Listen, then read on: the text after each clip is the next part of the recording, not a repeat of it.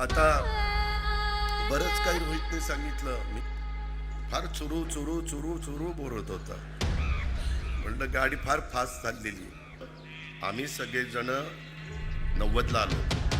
90ला पण आम्ही ज्युनियर होतो. 95 आलं आम्ही ज्युनियरच. 99 आलं आम्ही ज्युनियरच. परंतु काही काही जण पहिल्या टर्मलाच त्यांना वाटतं की मी मोठा झालो पाहिजे, मी भाषण केलं पाहिजे. पण माझ्या पक्षात कुणी काय करावं हे दुसरेच सल्ले द्यायला लागतात.